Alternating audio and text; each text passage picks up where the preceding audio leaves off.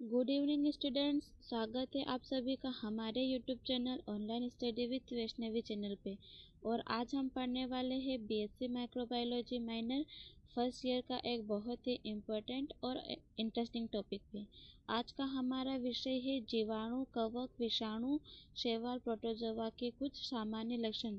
दोस्तों, हम सभी जानते हैं कि ये सभी सूक्ष्मजीव एक दूसरे से अलग होते हैं, लेकिन क्या आप जानते हैं कि इन सभी में कुछ समानताएं भी होती हैं। तो चलिए आज के इस वीडियो में हम इन सभी के कुछ सामान्य लक्षण देखते हैं। जीवाणुओं के लक्षण पढ़ने से पहले हम ये समझते हैं कि जीवाणु होता क्या है। ये पृथ्वी पर लगभग हर जगह पाए जाते हैं, हवा में, पानी में, मिट्टी में और हमारे भोजन में।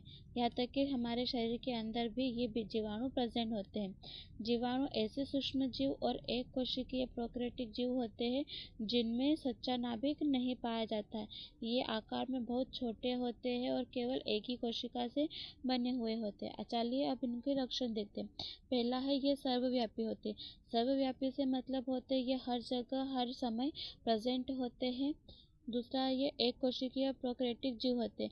चूंकि ये एक कोशिकीय और प्रोकैरियोटिक जीव है तो इसमें संयुक्त केंद्रक उपस्थित नहीं होगा।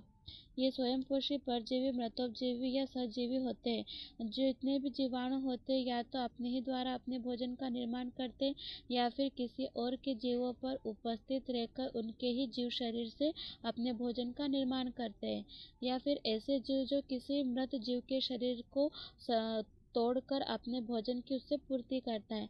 या फिर कुछ जीव ऐसे होते हैं जो सजीवता संबंध निभाते।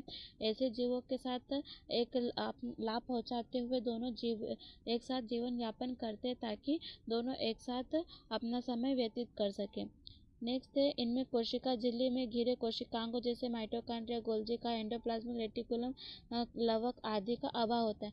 चूंकि ये एक कोशिकीय और प्रोकैरियोटिक जीव होते हैं तो इनमें सभी प्रकार के जितने भी कोशिका अंग होते हैं वो सभी अनुपस्थित होंगे। इनकी कोशिका भित्ति पेप्टिडोग्लाइकन की बनी होती है जिसे म्यूरिन कहते हैं। म्यूरिन पॉलीपेप्टाइड श्रृंखला की बनी होती है जिसमें डी अमीनो अम्ल संयुक्त क्रॉस लिंक्ड पेप्टाइड पाए जाते हैं। जीवाणु की कोशिका भित्ति एक जाल जैसी संरचना की बनती है जिसको पेप्टिडोग्लाइकन कहा जाता है या फिर म्यूरिन कहते हैं। और ये या तो शर्करा की जंजीरों और अमीनो अम्ल दो चीज़ों से मिलकर बनती है, और इन अमीनो अम्ल में विशेष प्रकार के डाई अमीनो एसिड होते हैं जो आपस में जुड़ करके एक भित्ति का निर्माण करते हैं। लक्षण है, इनमें 70 इस प्रकार का राइबोसोम पाया जाता है। जीवाणु की कोशिका में जो राइबोसोम होते हैं वो 70 इस प्रकार के होते हैं और राइबोसोम जो कि प्रोटीन का निर्माण करवाते हैं। अगला लक्षण है, जीवाणुओं में श्वसन अंग के रूप में मेसोसोम पाया जाता है जो कि प्लाज्मा झिल्ली के अंतर्वलन से बनते हैं। जो जीवाणु होते हैं उनमें श्वसन के लिए मेसोसोम पाया जाता है। मेसोसोम प्लाज्मा मेम्ब्रेन के अंदर की ओर मुड़े हुए भाग की एक संरचना होती है जो जीवाणु की प्लाज्मा झिल्ली के अंदर कुछ मुड़कर एक संरचना का निर्माण करता है। इन्हीं संरचनाओं को मेसोसोम कहते हैं। ये मेसोसोम का कार्य क्या रहता है? ये हमारी कोशिकाओं या फिर बैक्टीरियाओं को श्वसन में मदद करते हैं, एटीपी बनाने में मदद करते हैं और कोशिका विभाजन की क्रिया में भी ये हेल्पफुल होते हैं, और डीएनए के विभाजन और वितरण में भी ये बहुत उपयोगी होते हैं।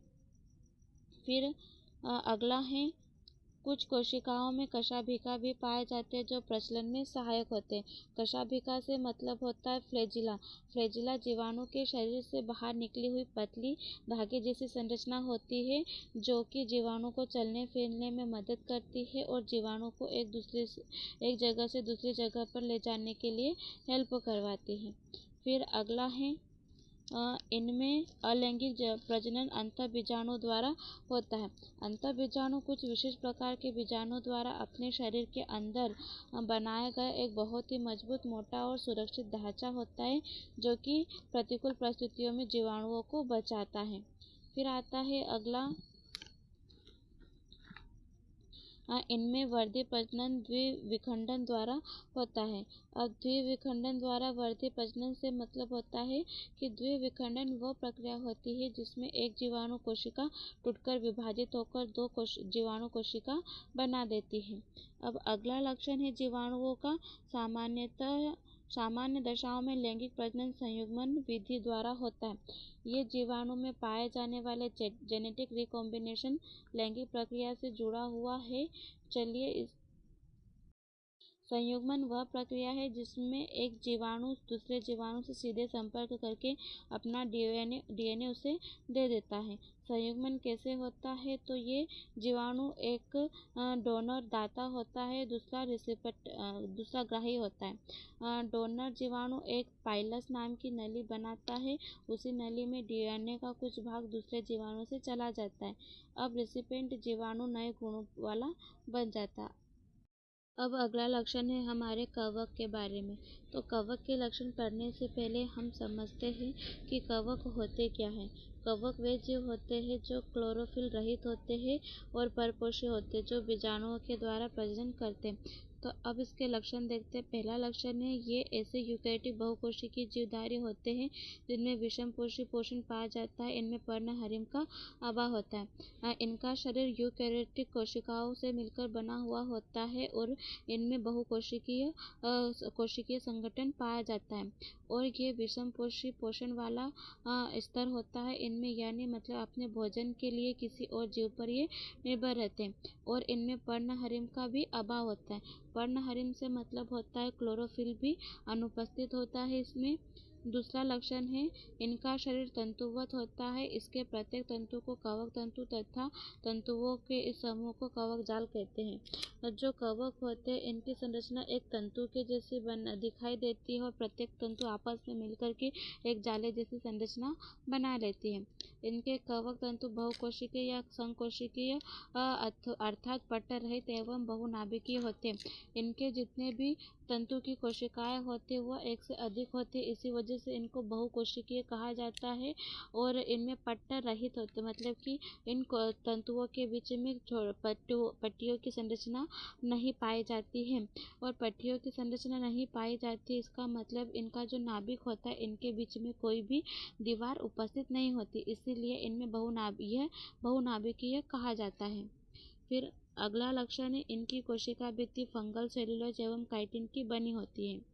फिर पांचवा, ये विषमपोषी होते हैं, अपने भोजन के लिए किसी और जीव पर निर्भर होते हैं। इनकी कुछ प्रजातियां परजीवी एवं कुछ प्रजातियां मतोपजीवी होते हैं, यानी कि कुछ प्रजातियां किसी और जीव पर रहकर अपना भोजन को प्राप्त करती है और कुछ ऐसे जीव जिनका शरीर मृत गया है सड़े गले पदार्थ से अपने भोजन का निर्माण करते हैं। परजीवी कवक अपने पोषण से सीधे ही भोजन पदार्थों का अवशोषण करते हैं, जबकि मृतजीवी कवक पाचक एंजाइम स्रावित करके मृत कार्बनिक पदार्थों का अपघटन करके भोज्य पदार्थों को घुलनशील बनाकर उसे अवशोषित करते हैं। अगला लक्षण है ये भोज्य पदार्थों का संग्रहण ग्लाइकोजन एवं तेल की बूंदों के रूप में करते हैं। जितने भी इन्होंने अपना भोज्य पदार्थ ग्रहण किया है उनको एनर्जी के रूप में यूज करने के लिए स्टोर करके रखते हैं, तो वो ग्लाइकोजन और तेल की बूंदों के रूप में हमें दिखाई देता है। इनकी कोशिकाओं में लवकों का अभाव होता है। जितने भी प्लास्टिड्स होते हैं वो इनकी कोशिकाओं में नहीं पाए जाते। इसमें प्रजनन लैंगिक और अलैंगिक दोनों विधियों के द्वारा होता है। अलैंगिक प्रजनन जूस्पोर्स, एस्कोस्पर्स एवं बेसिडोस्पोर्स के द्वारा होता है। ये अपघटक के रूप में कार्य करके दो पदार्थों के चक्रण में सहायता करते हैं। Example rhizopus, mucor, agaricus, yeast, penicillium, puccinia, ustilago आदि की जितने भी है वो कवक के उदाहरण हैं। अब देखते हैं विषाणुओं के कुछ सामान्य लक्षण। पहला है विषाणु अकोशिकीय अति सूक्ष्म संक्रामक कण होते हैं, मतलब कि विषाणुओं के शरीर में किसी भी प्रकार की कोशिका नहीं पाई जाती है और उनका जो आकार या आकृति होती है बहुत ही सूक्ष्म होता है, एक कण के जैसे इनकी संरचना होती है। ये केवल जीवित पोषक कोशिकाओं के अंदर वृद्धि करते हैं तथा कोशिकाओं के से बाहर ये एक रासायनिक अणु मात्र होते हैं। यदि इन्हें अपने अनुकूलित वातावरण मिल गया होगा किसी को जीवित पोषक शरीर में, तो वहाँ पर अपने गुणन की प्रक्रिया करके अपनी जैसे संख्याओं में वृद्धि कर लेंगे। यदि कोशिकाओं के बाहर ये रहते हैं तो वहाँ केवल एक रासायनिक अणु के रूप में ही प्रेजेंट होते हैं। संरचनात्मक रूप से विषाणु न्यूक्लियर प्रोटीन अर्थात प्रोटीन एवं नाभिकीय अम्ल से बने होते हैं। नाभिकीय अम्ल चारों ओर से प्रोटीन के आवरण से घिरा होता है। पादप विषाणु में आरएनए एवं जंतु विषाणु में प्रायः आरएनए पाया जाता है। अगर हम विषाणु की बात करते हैं तो विषाणुओं में अधिकतर जो विषाणु होता है इनका शरीर न्यूक्लियर प्रोटीन का बना हुआ होता है।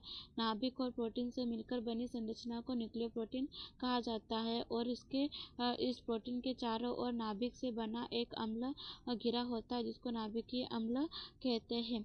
और पादप विषाणुओं में केवल आरएनए और जंतु विषाणु में आरएनए और जंतु विषाणु में भी प्राय आरएनए आनुवंशिक पदार्थ के रूप में होता है।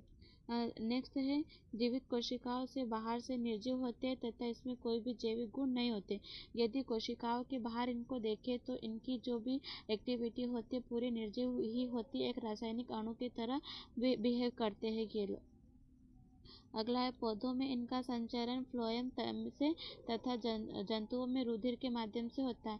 इन विषाणुओं का एक माध्यम से दूसरे माध्यम में स्थानांतरण यदि पौधे की बात करें तो पौधे की जो चालनी नलिकाओं में फ्लोएम कोशिका है उसके द्वारा और जंतुओं में रक्त के द्वारा एक स्थान से दूसरे स्थान तक ये गति करते हैं। जब ये किसी कोशिका में संक्रमण करते हैं तो इनका प्रोटीन आवरण बाहर रह जाता है तथा केवल नाभिकीय अम्ल ही कोशिका के अंदर प्रवेश करता है। अगला इन पर प्रतिजैविकों का कोई प्रभाव नहीं पड़ता। विषाणुओं में एंजाइम प्रणाली का अभाव होता है और इनमें प्रोकैरियोटिक एवं यूकैरियोटिक कोशिकांगों का भी अभाव होता है। इनमें किसी भी प्रकार के संयुक्त कोशिकांग नहीं पाए जाते क्योंकि इसमें आनुवंशिक पदार्थ केवल आरएनए होता है और इनका जो जीव शरीर होता है अकोशिकीय होता है। चूँकि अकोशिकीय होता है इसका मतलब है कि इनमें किसी भी प्रकार का कोशिका द्रव नहीं पाया जाता है। अब कोशिका द्रव नहीं उपस्थित होगा तो जो कोशिका अंग होते हैं वो भी कहाँ से प्रेजेंट होंगे। फिर अगला आता है इनमें एंजाइमों तथा कोशिका द्रव्य का भी अभाव होता है। अभी बात की ये ताप प्रतिरोधी होते तथा इन्हें रवों के रूप में भी प्राप्त किया जाता है। यदि इनको अत्यधिक ताप मिलता है तो ये उसके खिलाफ अपने आप को जीवित नहीं रख पाते हैं।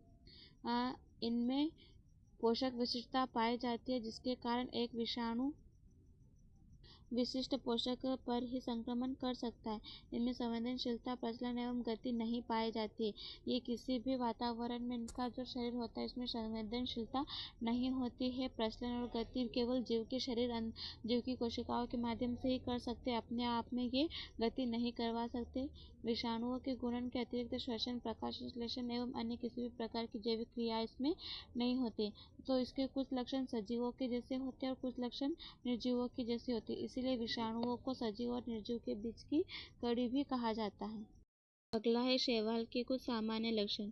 तो पहला लक्षण है ये जलीय पादप है जो कि स्वच्छ एवं समुद्री दोनों प्रकार के जल में पाए जाते हैं। इनका आवास ही जल में होता है इसीलिए इनको जलीय पादप कहा जाता है और दोनों प्रकार के जल में ये उपस्थित होते हैं। इनका पादप का यानी पादप शरीर सुकायवत होता है अर्थात ये जड़, तना और पत्ती में विभाजित नहीं होते हैं। एक चादर की जैसे ये फैली हुई इनकी संरचना होती है इसीलिए इनको सुकायवत कहा जाता है। इनका पादप का एक कोशिकीय होता है, मंडलीय और अशाखीय किसी भी रूप में उपस्थित होता है। और अगला है इनमें भोज्य पदार्थ स्टार्च के रूप में एकत्रित संग्रहित होता है। ये स्वयं पोषी होते हैं, सूर्य की उपस्थिति में अपना भोजन स्वयं बनाते हैं। चूँकि ये स्वयं पोषी होते हैं तो इनकी कोशिका भित्ति सेलुलोज की बनी होती है और कोशिका भित्ति यदि सेलुलोज की बनी होती है तो इनकी कोशिकाओं में क्लोरोफिल, जेंथोफिल, केराटिन और फाइकोबिलिन आदि जितने भी वर्णन होते हैं इनको कलर प्रोवाइड करवाने के लिए उपस्थित होते हैं। फिर इनमें संवहनी ऊतक को जाइलम और फ्लोएम का अभाव होता है। चूँकि हमने अभी स्पष्ट किया कि इनकी संरचना सुकायवत होती है, चादर की जैसी संरचना फैली हुई होती है, इसका मतलब कि न तो इनमें जड़ उपस्थित होगी न इसका शीर्ष भाग उपस्थित होगा। तो इसमें जाइलम और फ्लोएम कोशिकाओं को जल संग्रहण और जल स्थानांतरण और भोजन स्थानांतरण के लिए एक विशेष प्रकार की कोशिकाओं की आवश्यकता नहीं होती है। इनमें प्रजनन कायिक, अलैंगिक और लैंगिक तीनों विधियों के द्वारा होता है।